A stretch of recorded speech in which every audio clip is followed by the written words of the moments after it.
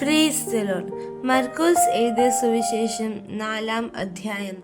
അവൻ പിന്നെയും കടൽക്കര വെച്ച് ഉപദേശിപ്പാൻ തുടങ്ങി. അപ്പോൾ ഏറ്റവും വലിയ പുരുഷാരം അവൻ്റെ അടുക്കൽ വന്ന് കൂടുക കൊണ്ട് അവൻ പടകിൽ കയറി കടലിൽ ഇരുന്നു.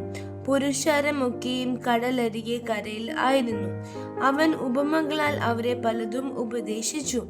ഉപദേശത്തിൽ അവരോട് പറഞ്ഞത് കേൾപ്പീൻ. വിതയ്ക്കുന്നവൻ വിതപ്പാൻ പുറപ്പെട്ടു. വിതയ്ക്കുമ്പോൾ ചിലത് വഴിയരികെ വീണു. പറവുകൾ വന്ന് അത് തിന്നു കളഞ്ഞു.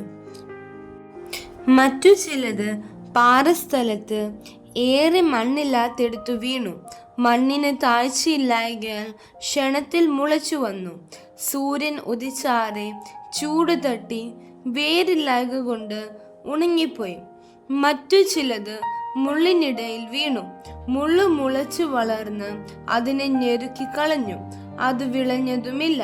മറ്റു ചിലത് നല്ല മണ്ണിൽ വീണിട്ട് 30, 60, 100 മേനി വിളഞ്ഞു. കേൾപ്പാൻ ചെവിയുള്ളവൻ കേൾക്കട്ടെ എന്നും അവൻ പറഞ്ഞു. അനന്തരം അവൻ തനിച്ചിരിക്കുമ്പോൾ അവനോട് കൂടെയുള്ളവർ പന്തിരുവരുമായി ആ ഉപമകളെ കുറിച്ച് ചോദിച്ചു.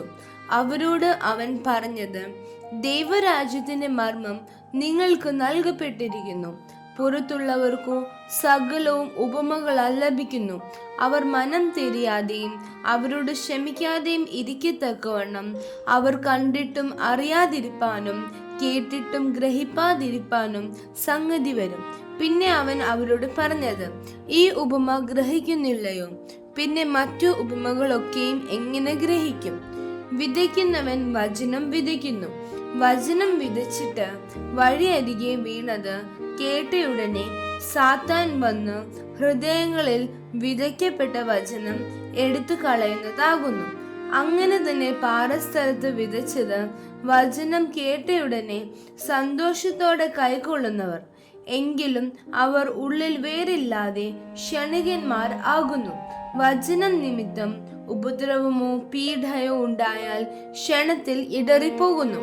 മുള്ളിനിടയിൽ വിതയ്ക്കപ്പെട്ടതോ വചനം കേട്ടിട്ട് ഇഹലോകത്തിന്റെ ചിന്തകളും ധനത്തിന്റെ വഞ്ചനയും മറ്റു വിഷയമോഹങ്ങളും അകത്തു കടന്ന് വചനത്തെ ഞെരുക്കി നിഷ്ഫലമാക്കി തീർക്കുന്നതാകുന്നു. നല്ല മണ്ണിൽ വിതയ്ക്കപ്പെട്ടതോ വചനം കേൾക്കുകയും അംഗീകരിക്കുകയും ചെയ്യുന്നവർ തന്നെ. അവർ 30, 60, 100 മേനി വിളയുന്നു. പിന്നെ അവൻ അവരോട് പറഞ്ഞത്, വിളക്ക് കത്തിച്ച് പറയിൻ കീഴിലോ കട്ടിലിൻ കീഴിലോ വയ്ക്കുമാറുണ്ടോ? വിളക്ക് തണ്ടിന്മേലല്ലയോ വയ്ക്കുന്നത്? വെളിപ്പെടുവാനുള്ളതല്ലാതെ ഗൂഢമായത് ഒന്നുമില്ല. വെളിച്ചത്ത് വരുവാനുള്ളതല്ലാതെ മറവായത് ഒന്നും ഇല്ല. കേൾപ്പാൻ ചെവിയുള്ളവൻ കേൾക്കട്ടെ. നിങ്ങൾ കേൾക്കുന്നത് എന്ത് എന്ന് സൂക്ഷിച്ചുകൊള്ളുവിൻ. നിങ്ങൾ അളക്കുന്ന അളവ് കൊണ്ട് നിങ്ങൾക്കും അളന്ന് കിട്ടും, അധികമായും കിട്ടും. ഉള്ളവന് കൊടുക്കും, ഇല്ലാത്തവനോടോ ഉള്ളതും കൂടെ എടുത്തു കളയും എന്നും അവൻ അവരോട് പറഞ്ഞു. പിന്നെ അവൻ പറഞ്ഞത്, ദൈവരാജ്യം ഒരു മനുഷ്യൻ മണ്ണിൽ വിത്ത് എറിഞ്ഞ ശേഷം രാവും പകലും ഉറങ്ങിയും എഴുന്നേറ്റും ഇരിക്കെ അവൻ അറിയാതെ വിത്ത് മുളച്ചു വളരുന്നത് പോലെ ആകുന്നു.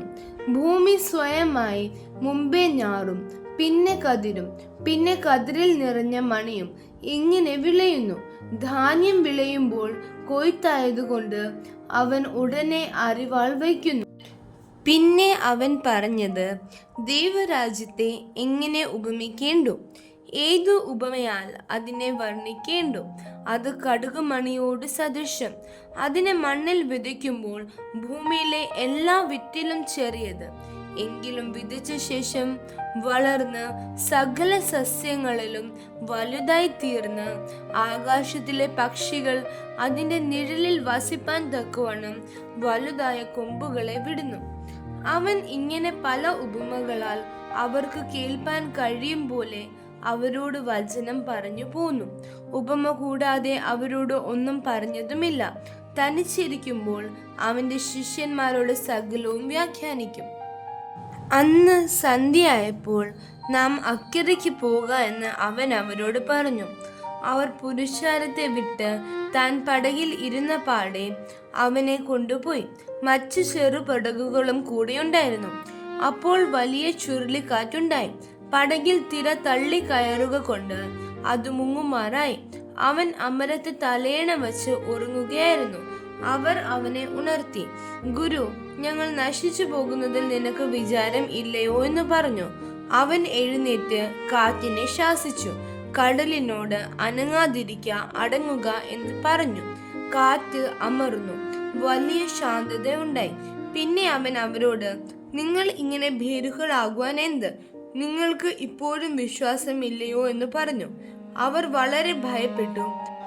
കാറ്റും കടലും കൂടെ ഇവനെ അനുസരിക്കുന്നുവല്ലോ, ഇവൻ ആർ എന്ന് തമ്മിൽ പറഞ്ഞു. ആമേൻ.